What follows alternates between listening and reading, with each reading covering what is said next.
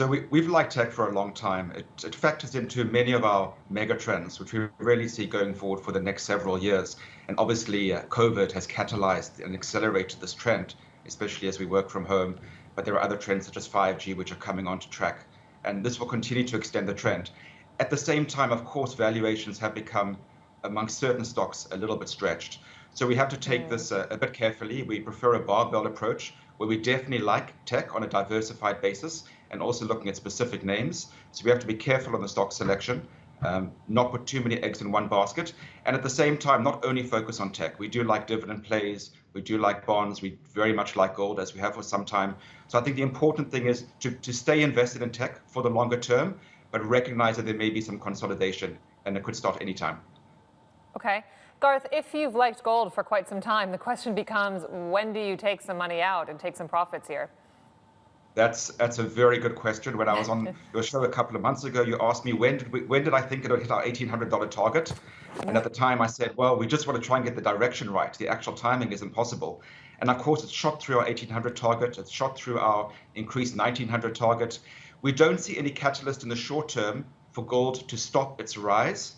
In fact, the factors that have driven gold to these new highs are still very much in place, and I'm sure you've discussed them at length over the last few weeks. Because there's no catalyst to see gold coming to end, we would expect it to continue to trend higher. But once again, given the some indications of it being overbought, we wouldn't be surprised for some consolidation around about now at the $2,000 level, which is clearly acting as a magnet. But once it gets there, we'll see whether it breaks through or has to consolidate before moving higher. Okay, but Garth, good morning. Tanveer joining in this conversation. How would you advise investors to play the gold rally, especially retail investors? Would it be in the physical form, via ETFs? You know, from an equity market perspective, gold miners are doing very well. So is that also part of the strategy? Yes, there are multiple ways to play gold. Also, because of the meteoric rise, there's also certain structured products, which may be an ideal way to play gold, to give you a significant amount of the upside or significant yield enhancement without the downside in case we have a significant consolidation. Of course, gold miners are also something we have to look at. As we know, gold miners do tend to be leveraged operationally leveraged to the price of gold. But once again, it's very important when looking at gold miners to look at stock-specific ideas, because some of them are also they also have high operating costs and high cost to get their gold out of the ground. So how would your allocation work between equities and alternatives right now? Because it's not just gold, you're also seeing a move in silver, platinum, palladium. And so, many believe that this could be just to offset some of the gains and in that hunt for yield, essentially take some positions off equities into this basket. So how would this influence your allocation broadly in a broader portfolio?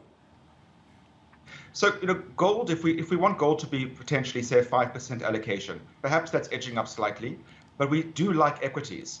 In fact, we're in an environment now of excessive liquidity, with an enormous amount of liquidity put in place by the Fed and other central banks, as well as money being put in people's pockets through fiscal stimulus.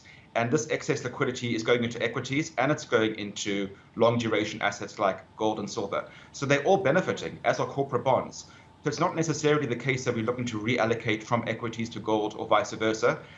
Within the precious metal space, we have liked silver for some time because it was lagging gold, and now, of course, it's having a very nice rally to come back up. Platinum is rallying a little bit, but of course, platinum is very closely linked to the auto sector as its use in catalysts. So platinum is not a pure precious metal, but definitely on the silver side, we've been recommending silver for some time to our clients to diversify away from gold, but we like both of them very much.